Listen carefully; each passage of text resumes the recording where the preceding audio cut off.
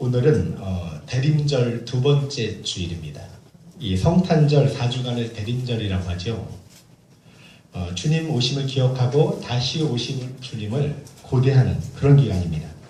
그래서 오늘 이 대림절 주간 때 여러분에게 예수님의 임재하심과 그 기쁨과 평안과 은혜가 넘치기를 주님의 이름으로 축원합니다. 우리 한번 인사할까요? 늘 하는 인사 있죠? 사랑합니다. 네, 옆에 분께 사랑합니다. 네, 이제 안 쑥스러워요. 하도 해가지고. 네. 크신 은혜 받으십시오. 한번 다시 한번 하겠습니다. 크신 은혜 받으십시오. 이 초등학교 3학년 아이에게 문제를 냈어요. 술에 취해 거리에서 큰 소리 지르거나 노래 불러 외치는 사람을 사자성어로 뭐라고 하느냐. 맨 끝자가 가짜로 끝난다. 힌트를 준 겁니다. 이건 뭐죠? 예, 고성방가. 그죠? 아이들이 제각기 답을 썼습니다. 어떤 애는 맞는 답을 썼어요. 고성방가. 근데 아이들 대답이 참 재밌어요. 고음불가. 이럴수가. 미친 건가. 이러다가요, 한 아이가 이런 답을 적었다고 해요. 아빠인가. 아마도 아이가 아빠의 모습이 예전에 그런 경험이 있어서 그렇게 썼겠죠. 아이들은 참 정직합니다. 여러분, 우리가 기도할 때 하나님을 아버지라고 불러요.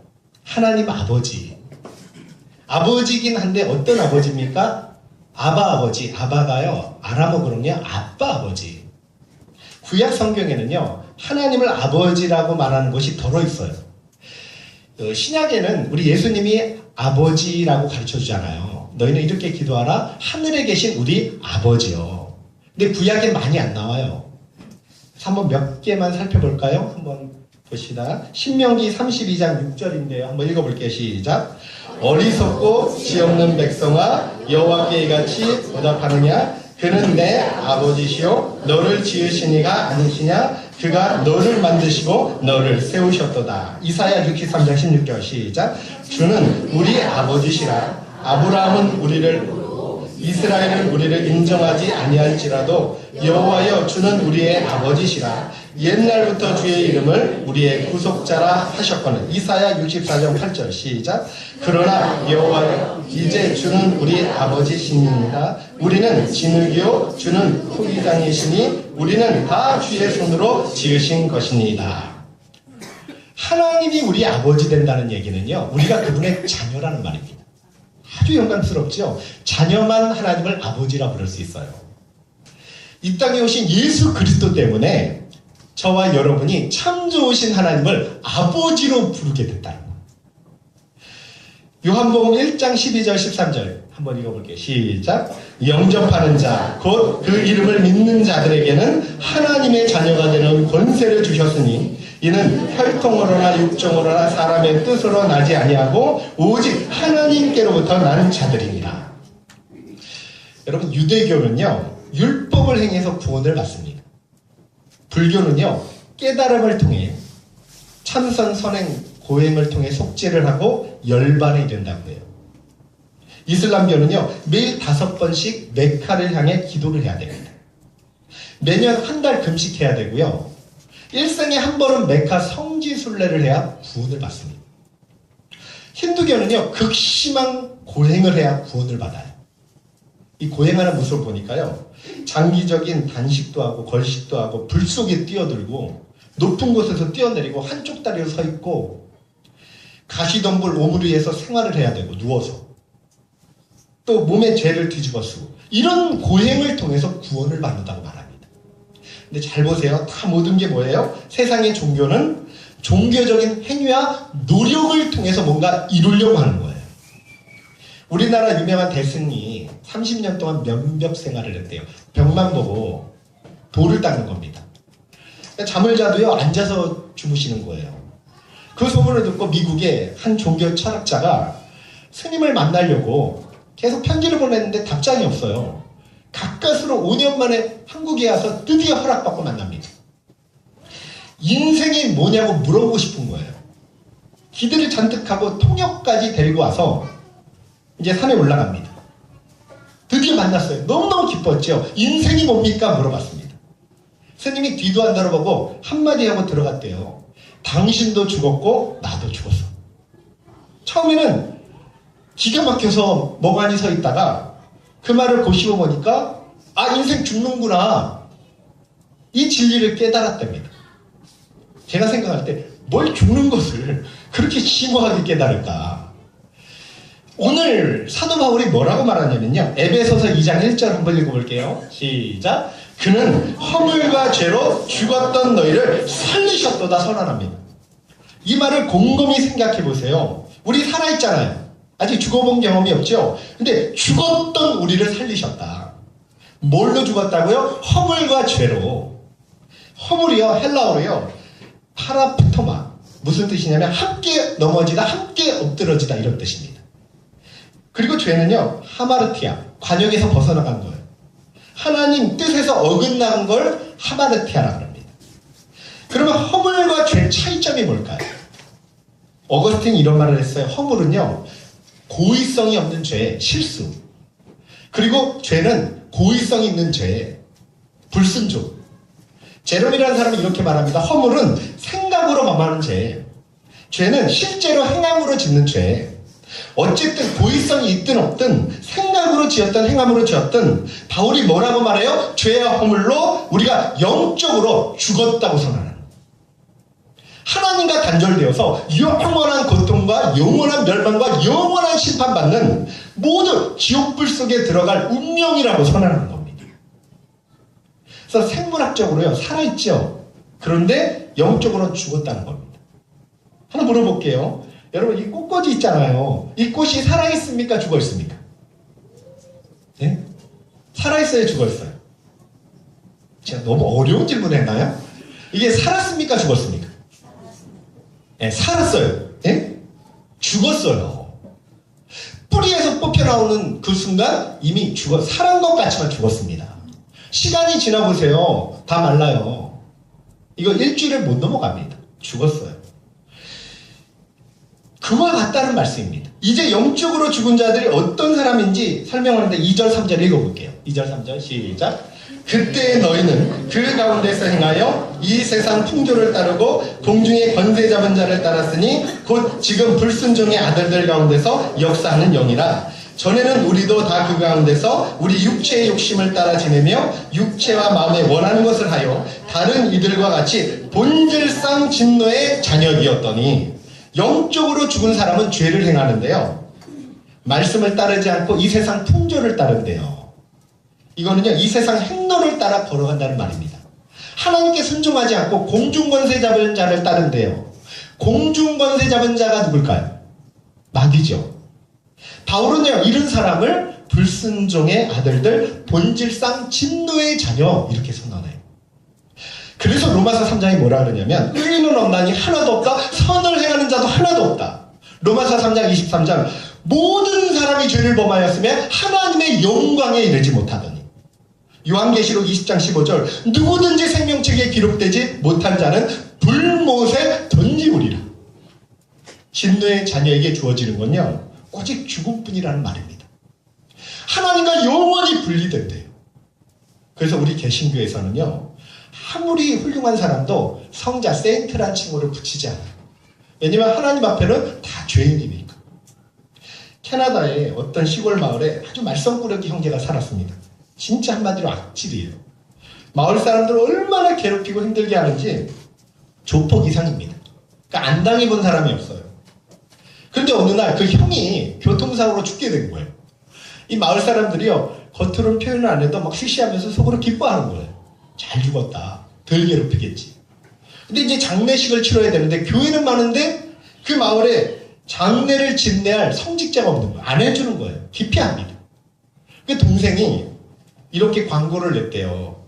만약 어떤 성직자든지 자기 형의 장례를 집례해주고 장례사를 하면서 형이 성자였다고 한마디만 하면 1만 불을 주겠다. 근데 그 동네에 기계가 있고 좀 개짜 같은 목사님이, 젊은 목사님이 내가 주례해주겠다. 근데 사람들이 보니까 돈을 탐낼 뿐 아니었습니다. 이게 호기심이 발동해서 장례식이 총 10,000원에 이룬 거예요. 꽉 찼어요. 이 악질 사람한테 뭐라고 할까? 뭐라고 성자라고 할까? 그러면서 장례세가 시작됩니다. 여러분도 아다시피 이 두 형제는 우리 마을에서 소문난 깡패고 악질이었습니다. 우리 이 두 사람 때문에 얼마나 피해와 아픔을 당했는지 말할 수 없죠. 그러면서 이 젊은 목사님이요, 갑자기 관뚜껑을 열면서 죽은 고인을 가리켜서 이렇게 이야기합니다.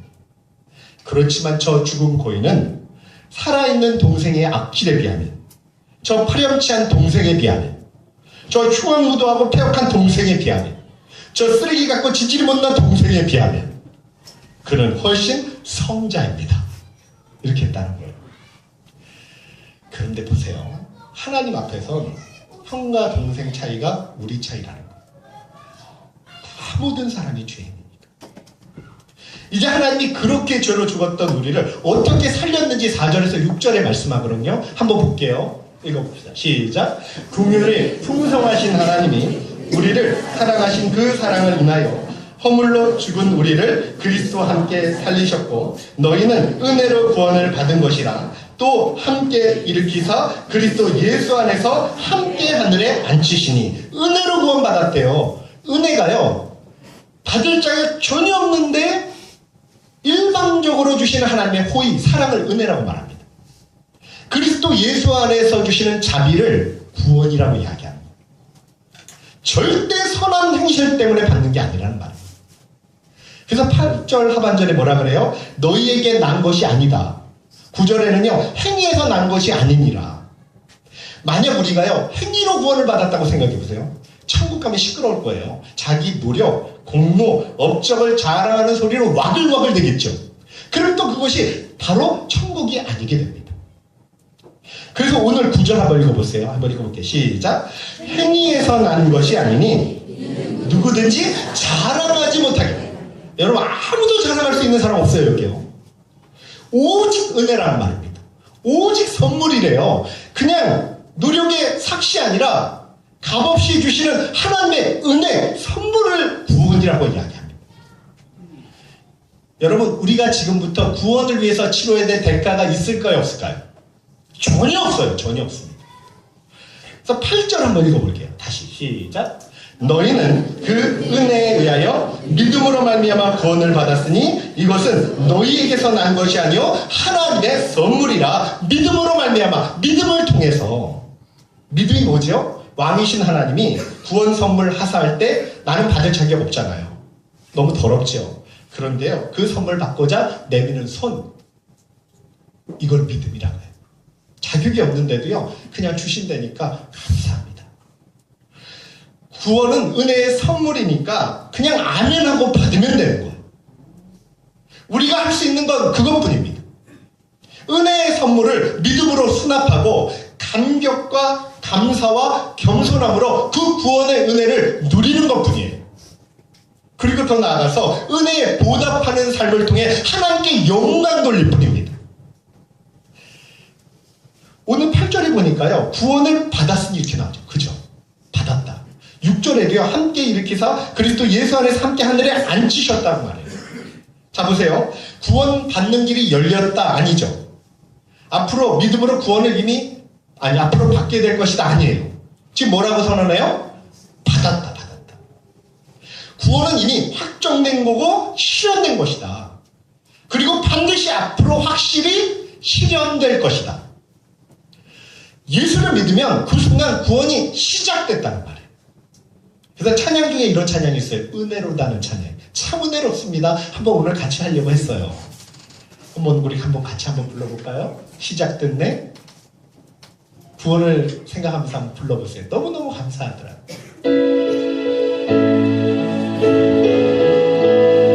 시작됐네. 우리 주님의 능력이 나의 삶을 다스리고 새롭게 하네. 자유하네. 죄와 사망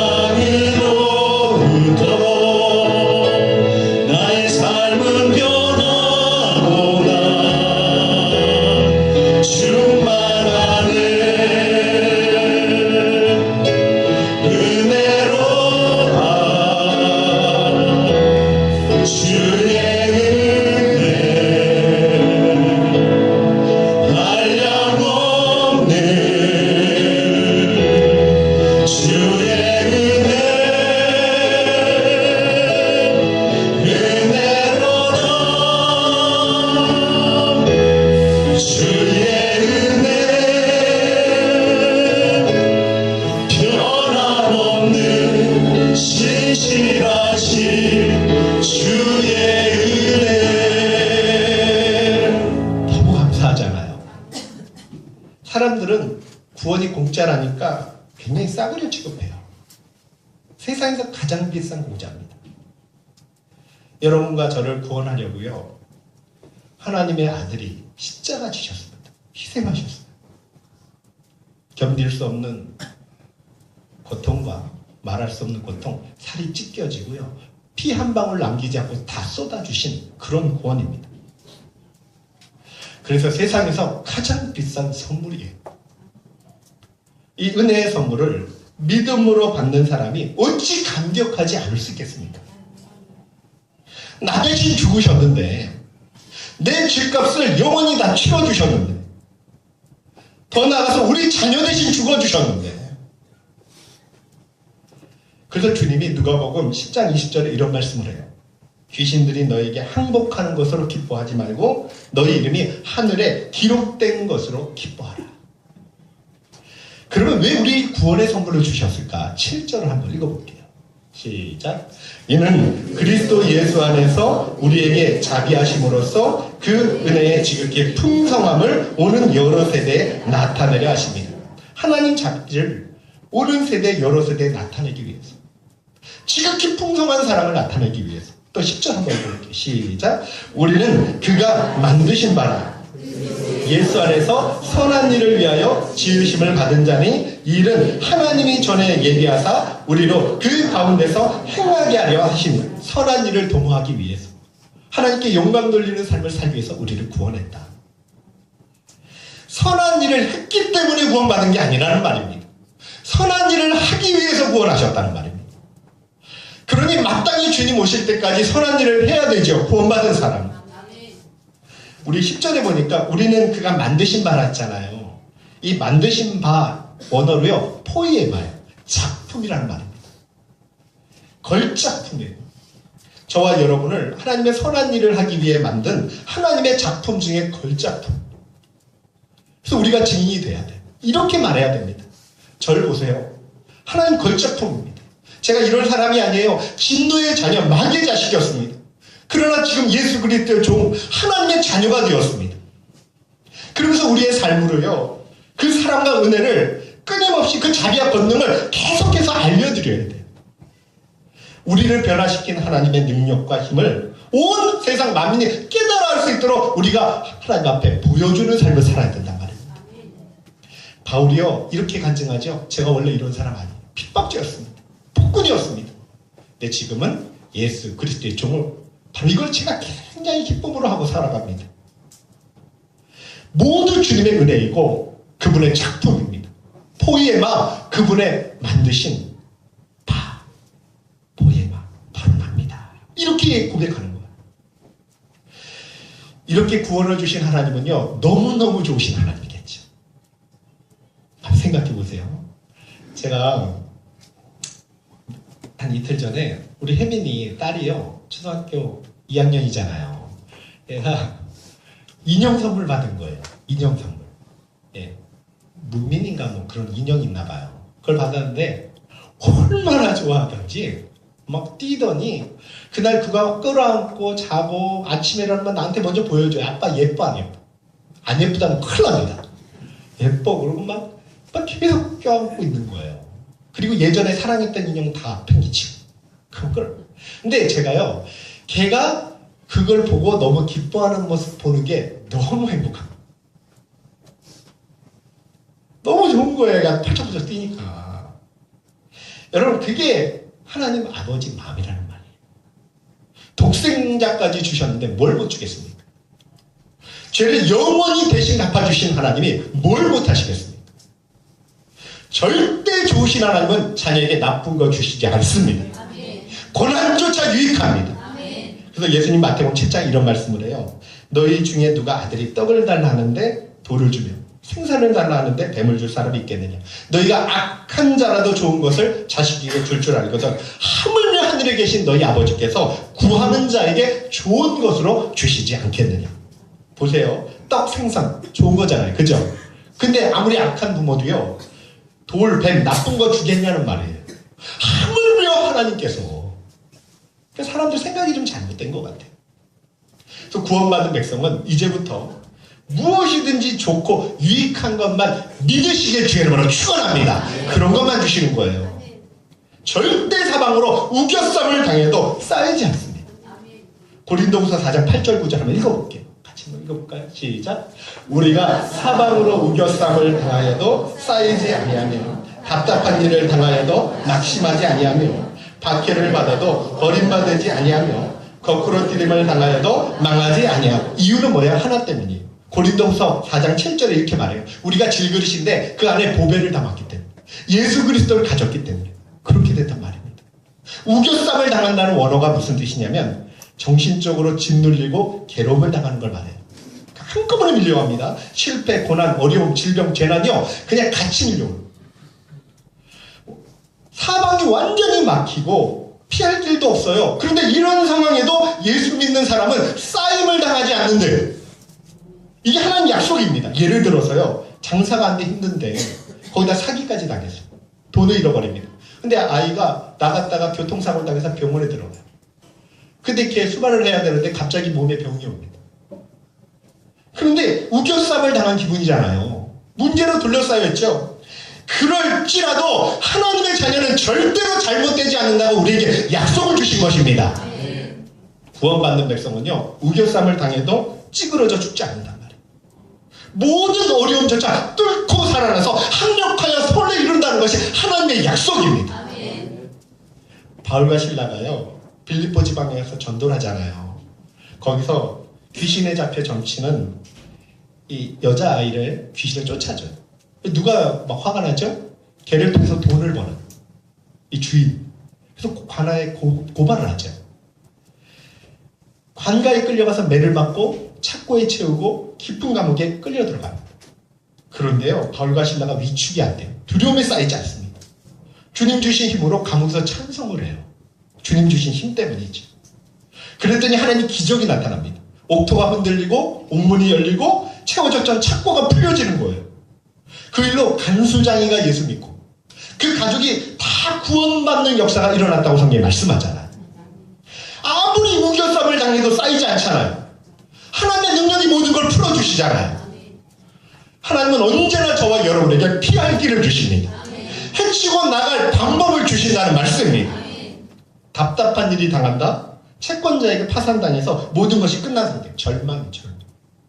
거꾸로 틀리면 당한다? 유도 선수가 엎어뜨리잖아요? 한판승을 말합니다. 완전히 끝난 거예요. 넉다운 돼서 쭉 뻗은 걸 말합니다. 그런데도 절대로 망하지 않는데요. 예수 그리스도를 소유한 사람은 망하는 것으로 끝나지 않습니다. 대저 의인은 7번 넘어질지라도 다시 일어난다고 잠언서 24장 16절에 우리에게 약속해 주셨습니다. 문권숙이란 권사님의 간증이에요. 문형숙이 아니에요. 문권숙. 신림동 밭으로 삼고 19년을 전도하러 다녔는데 감동이 와서 전국에 복음을 전해야 되겠다. 그래서 이게 팀을 만들었어요. 봉사팀. 그래서 어디로 갔냐면 이 한 섬으로 갔습니다. 이 섬에 교회가 있거든요. 거기서 봉사하고 돌아오는 길에 배를 타려다가 발이 미끄러져요. 미끄러졌는데 바위에 머리가 떨어져요.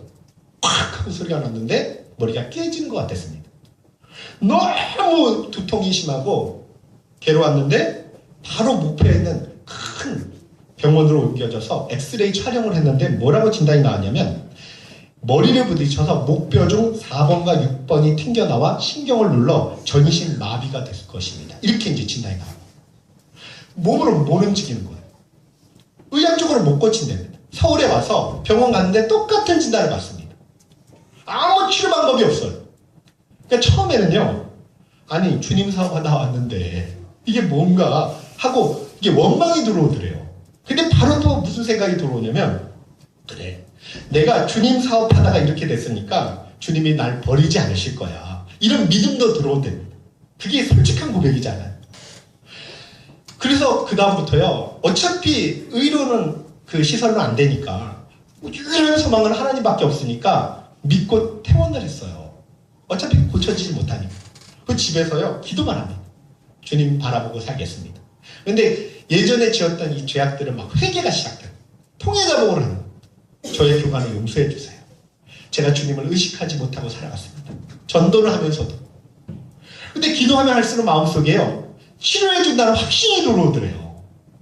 그 확신 가지고 눈물을 흘리며 기도하는데 3시간쯤 지났는데 갑자기 하나님의 능력이 임하는데 머리가 시원해지는 것처럼 느껴지더래요. 그런데요, 거기서 끝나는 게 아니라 그 뒤에도 계속 두통이 올 때마다 이분이 뭐 했냐면 예수의 이름으로 물러가요. 예수님께서 채찍에 맞음으로 내가 나무를 입었고 그가 우리의 연약한 것을 친히 담당하시고 병을 짊어지고 가셨다. 그리고 선포하면서 계속 투쟁을 했답니다. 근데 점점 좋아지기 시작합니다. 3개월이 지나서요, 온몸이 깨끗해지고 완치가 된 거예요. 그리고 나중에 간증을 하는 거예요. 뭐라고 간증하냐면 고난당한 것이 내게 유익이라.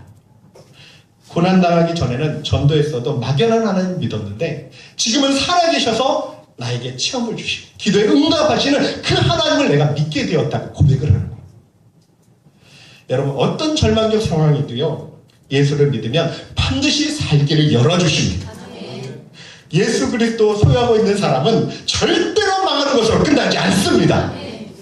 만약 지금 고난이 있다면요, 그거는 나중에 더 큰 복, 더 큰 믿음, 더 큰 은혜를 허락해 주시기 위한 가정일 뿐이죠. 아들까지 주신 참 좋으신 하나님, 왜 안 좋은 것을 그저 주시겠습니까? 좋은 것만 주시죠. 창세기 50장 20절에 유명한 고백이 있어요. 요셉이 이렇게 말해요. 당신들은 나를 해하려 하였으나 그 고난조차 안 하면 선으로 바꾸사 오늘과 같이 만민의 생명을 구원하는 그런 도구로 쓰셨다고 고백을 하는 거예요. 여러분, 마귀는 도둑질하고 죽이고 멸망시키죠. 근데 꼭 믿으세요. 결국 그것조차도 종국에는 하나님은 선으로 바꾸어 주실 줄로 믿습니다. 저와 여러분은 보배를 가진 사람입니다. 여러분, 하나님의 능력을 소유한 사람들입니다. 여러분, 약속의 말씀을 믿으십시오. 말씀을 믿지 못하면 낙심하게 되고, 믿지 못하면 절망하게 되고, 믿지 못하면 은혜를 누리지 못하게 됩니다. 이제는 사명으로 우겨쌈을 당해도 당황하지 마십시오. 답답한 일을 만나도요, 낙심하지 마십시오. 여러분, 계속해서 괴롭힘 당해도 너무 초조해하지 마십시오. 우리 주님이 계십니다. 제가 늘 이야기하죠. 예수 그리스도가 답이다. 진짜 여러분이 예수님을 답이라고 믿고 나아가면 여러분 걱정하지 마세요.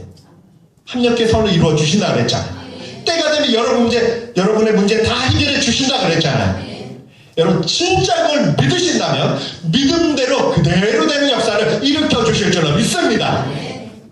그래서요, 어떤 상황에 처해도요, 뚫고 승리할 것이니까 날마다 그 주님 바라보고요, 늘 소망과 감사와 찬양으로 살아가서 하나님의 구원과 귀한 능력을 간증할 수 있는 저와 여러분 되시길 주의 이름으로 축원합니다. 하나님은 그렇게 만들어 주실 거예요. 여러분, 반드시 하나님께서 여러분의 기도에 응답해 주실 것입니다. 우리 이 시간요, 그 좋으신 하나님 마음껏 찬양하는 시간이 되었으면 좋겠습니다. 다 같이 일어나셔서 찬양하고 기도하겠습니다.